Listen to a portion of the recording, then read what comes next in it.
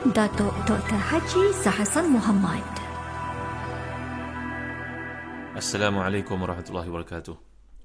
Innal hamdalillah nahmaduhu wa nasta'inuhu wa nastahdihi wa nastaghfiruh wa natubu ilayhi wa natawakkalu alayhi wa na'udzu billahi min shururi anfusina wa sayyiati a'malina may yahdihillahu fala mudilla lahu wa may yudlil fala hadiya lahu.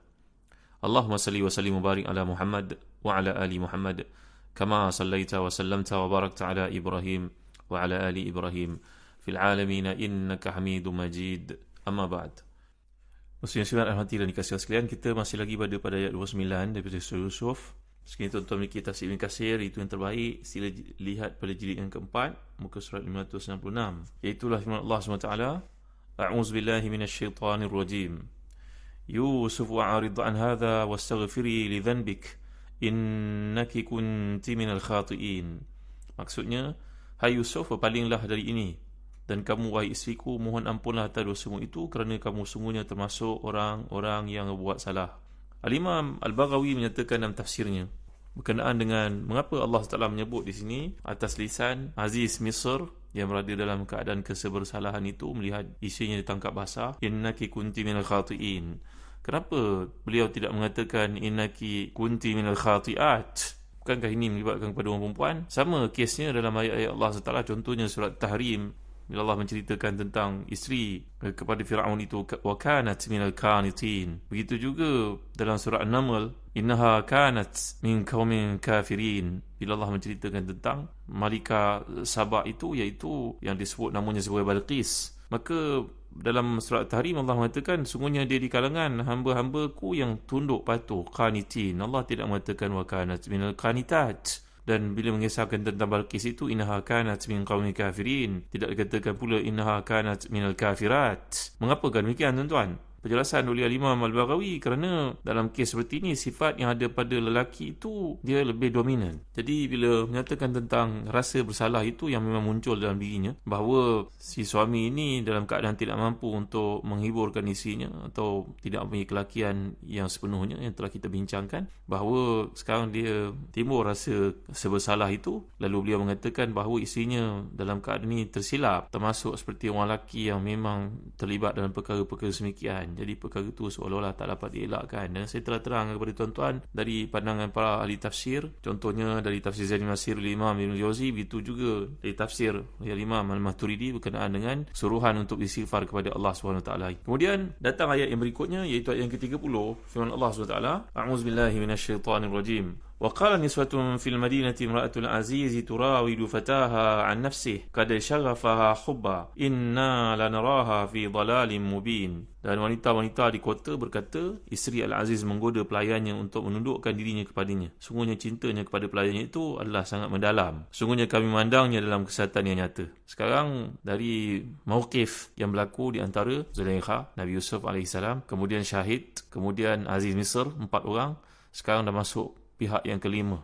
Daripada Rubai dia jadi Khumasi, sisinya sudah bertambah satu lagi. Di sini kata Imam Muhammad Utawi Syarawi dan tafsirnya, jangan kita menyangkakan satu keburukan atau kemaksiatan yang kita lakukan itu akan terkurung ataupun tidak diketahui orang. Mungkin dinding itu mempunyai lidah dan lisan untuk bercerita kepada orang lain. Maka sebarang perkara yang berkaitan dengan maksiat selalunya sukar untuk disembunyikan. Sebab itu tuan-tuan hati dan dikasih sekalian, berkenaan dengan perkara ini, kalau kita lihat bagaimana bila seorang bertemu dengan Ibrahim bin Adham, lalu berkata kepada Ibrahim bin Adham ni, aku kerap melakukan dosa. Bagaimana nasihat Tuan Guru kalau boleh nasihatkan kepadaku, beri aku satu wasiat dengannya aku meninggalkan dosa-dosa. Fakaifa li an atub? Faqala lahu in aradta an ta'si Allah fabhath an makanin la yaraka Allah fihi. Qal wa kaifa wallahi la takhfa alayhi khafiyatun. Kata Ibrahim Adham, tabi'in yang terkemuka ni, wahai anakku, kalau engkau nak melakukan dosa, pergi cari tempat yang mana Allah tidak melihatmu. Maka pemuda ini berkata, wallahi kaifa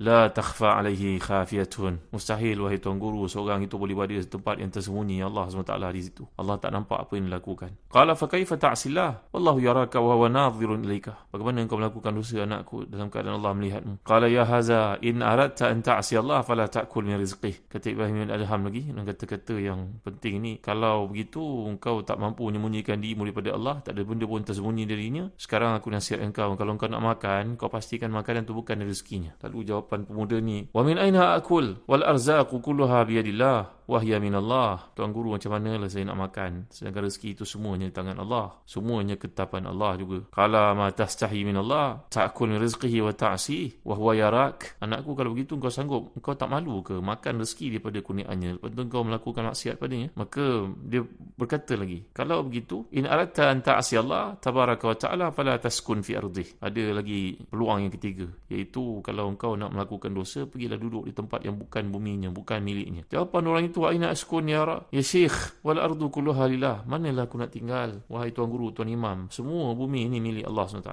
Jawapan Ibrahim Adham, ma tastahi minallahi ta'sillah wa huwa yaraka wa anta ta'kul min rizqihi wa taskun fi ardih. Kalau begitu, patutlah kamu rasa malu kan? Kamu buat maksiat pada Allah, dia melihatmu, kau makan pula dari rezekinya, kau tinggal pula di atas tempat miliknya. Maka ada pilihan lagi. Ada. Iza aradta an ta'si Allah fala tastajib wala tazhab ma'a malaikatil azab. Kalau engkau mampu buat perkara yang keempat ni, iaitu kalau malaikat maut datang kepadamu, kamu kata pada dia, nanti dululah, belum waktunya lagi, boleh tangguhkan sikit lagi tak? Engkau minta kepada malaikat itu delay pemergianmu, matimu, ajalmu. Lalu jawapan orang ini, wa kaifa wa hum ghilazun shidat la ya'suna Allah ma amarahum wa yaf'aluna ma yu'marun. Bagaimana boleh tuan guru, kan ke malaikat itu sifatnya ghaliz, syadid, la ya'sillaha ma amarahu wa yaf'alu ma yu'maru. Wahai tuan guru, tak mampulah saya lawan. Wa hum ghilazun shidat la ya'sun Allah ma amarahum wa yaf'aluna ma yu'marun. Bagaimana boleh saya menolak permintaan malaikat maut itu tak kala dia datang, dalam keadaan aku tak mampu untuk berkata kepadanya, tak ada pilihan, boleh pula nak minta tangguhkan ajal? Mana mungkin? Maka tuan-tuan dimuliakan Allah sekalian, ini merupakan nasihat daripada Ibrahim Adham. Nak melakukan dosa, ingat perkara pertama tadi, lihat ada tak tempat anda boleh pergi tanpa diketahui oleh Allah SWT, tersembunyi daripadanya? Ada tak? Tak ada jawapannya. Yang kedua,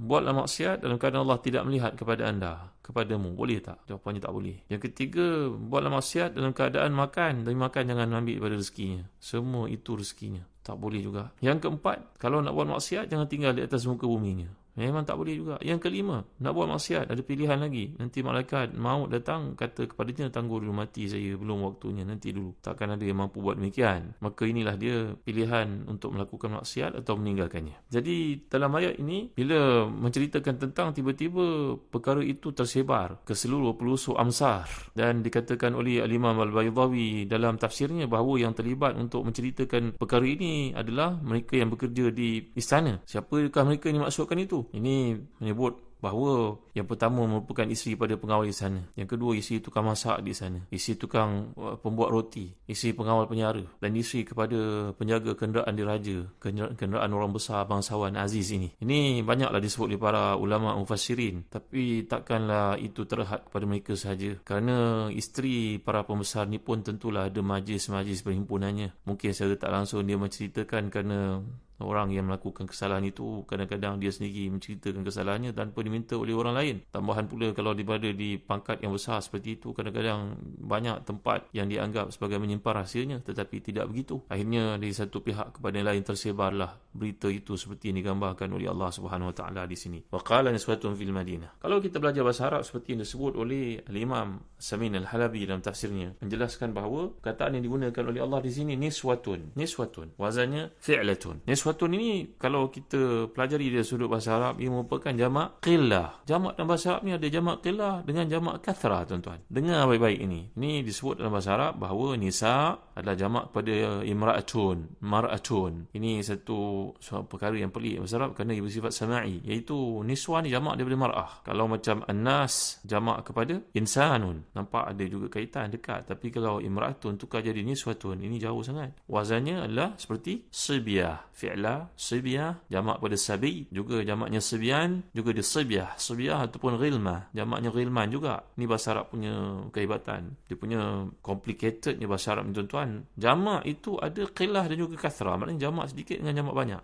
Kalau kita sebut perkataan, contohnya perkataan digunakan oleh Allah SWT di sini, niswatun, jamak daripada imra'atun tadi, jadi nisaun, jadi niswatun. Kalau jamak kathrahnya apa pula? Jamak kathrahnya niswan, niswan. Allahu Akbar. Itu juga nisa juga jamak kathrahnya. Jadi jamak qillah kepada imra'atun adalah niswatun. Menunjukkan kepada kita bilangannya ada berapa disebut oleh para ulama tafsir, mungkin mengatakan dia 40 orang. Takkanlah ada limit macam tu, tapi menunjukkan kepada satu bilangan yang diketahui dan satu signifikan dengan bilangan orang perempuan, tapi tidaklah begitu ramai. Jadi wanita ini mulalah bercerita tentang apa yang berlaku, dan perkataan yang digunakan di sini turawidu fataha. Kita pernah belajar bahasa Arab bahawa turawidu ini adalah khabar kepada Imra'atul Aziz. Imra'atul Aziz jadi mubtada, turawidu fataha. Turawidu ni jadi khabar kepada Imra'atul Aziz. Datang dalam bentuk mudhari'. Kenapa tak digunakan perkataan rawadat? Kenapa datang turawidu? Ini tanbih ala anna al-murawadah sarat sajiyatan laha wadaidanan. Ini dah jadi tabiat wanita ini, walaupun dia telah terperangkap dan suaminya mengetahui perbuatannya itu, telah ada penyaksian terhadap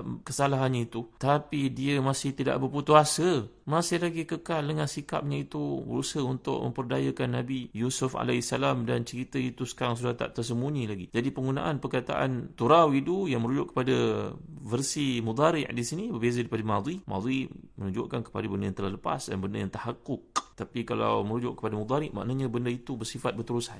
Kada syaghafaha hubba, bahawa perempuan ini telah pun kemaruk, telah pun apa yang kita panggil dalam bahasa Melayu, telah mabuk cinta, asmara, walaupun pemuda yang namanya Yusuf ini tidak tertarik langsung kepadanya. Allah telah melihara baginda daripada ditipu oleh kehendak syahwat wanita ini. Dan untuk tuan-tuan dalam bahasa Arab ini, bila menyebut perkataan syaghafaha hubba, syaghafah ni merupakan diambil perkataan, dipinjam perkataan syaghaf, dia isim dan ditukar menjadi fi'il. Macam kita bahasa Melayu pun ada perkataan-perkataan macam tu lah tuan-tuan. Contoh perkataan ular. Apa makna ular? Binatang lah, dia merupakan kata nama. Tapi kalau orang kata mengular, maknanya seorang yang tindakannya salah, bukan? Macam ular tu sifatnya mencuri, sifatnya membelit, sifatnya menganiaya orang yang keluar daripada ofis, sedangkan waktu itu waktu bekerja dipanggil mengular, betul? Jadi asal daripada isim, dia bertukar jadi fi'il, kerana bagi sifat yang ada pada ular itu dijadikan fi'il terus. Macam kita kata, tolong WhatsApp saya. WhatsApp itu satu apps, bukan? Jadi kita kata tolong WhatsApp saya. Jadi WhatsApp tu dia jadi WhatsApp saya ya. Jadi macam satu perintah yang bersifat kata kerja, bukan? Jadi begitulah dalam bentuk syaghaf ini, dia merujuk kepada yang disebut sebagai hijabul qalbi, julaida raqiqa. Dia merupakan satu seraput di atas kulit hati itu, yang mana dipanggil juga suwaidaul qalb. Jadi maknanya bila perasaan yang disebut ini sampai ke tahap cinta, kemaruk, maka dia merupakan da'un yasu ilal qalbi min ajli hubb. Dia satu perasaan yang masuk dalam hati wanita ini, bahawa seumpama yang kita katakan kinayah kepada cinta yang amat sangat, sampai mandi pun tak basah, tidur pun tak lelap, makan pun tak kenyang. Dia tergila-gila pada Nabi Yusuf ini dalam keadaan meneruskan perbuatan jahatnya untuk mengelabui mata Nabi Yusuf AS. Dalam bahasa Arab, hebatnya bahasa Arab ni saya pernah terang kepada tuan-tuan, rupa-rupanya tingkatan kecintaan ni ada banyak, berpuluh-puluh. Mungkin sebahagiannya saya nak sebut pada tuan-tuan. Sebahagian daripada rasa cinta ni dipanggil sebagai hawa. Orang Melayu panggil hawa, bukan hawa, tuan-tuan. Kalau yang isteri Nabi Adam, nenek kepada kita semua, itu dipanggil hawa. Ha, waw, alif, hamzah. Hawa ejaannya. Tapi kalau hawa, yang kita sebut hawa nafsu, ejaannya ha, waw, ya. Yang tak ada titik tu, macam Musa, Isa, Salwa, Salma, itu merupakan alif sebenarnya. Dipanggil alif maksura. Jadi hawa. Peringkat pertama, cinta ini dipanggil hawa. Lepas tu nanti naik jadi alaqah. Alaqah ni satu perasaan cinta yang mula sedikit sebanyak menguasai hati. Nanti dimasuk lagi yang ketiga, namanya al-kalaf. Al-kalaf ni dia perkataan taklif. Dia sudah jadi kulfah. Dia sudah jadi satu rasa berat pada perasaan kita. Dan nanti dia masuk kepada peringkat namanya ishqu. Jadi orang yang mencintai orang lain dipanggil asyik. Yang dicintai dia panggil ma'syuq. Asyik dengan ma'syuq. Kayanya level nak cerita dalam bentuk pencapaian perasaan yang menguasai seseorang tu tuan-tuan. Ada banyak lagi, insya-Allah saya akan sebut dalam kuliah akan datang. Wallahu a'lam wa sallallahu ala sayyidina Muhammad wa ala alihi wa sahbihi wa baraka wa sallam. Walhamdulillahi rabbil alamin. Wa barakallahu fikum. Wassalamu alaikum warahmatullahi wabarakatuh.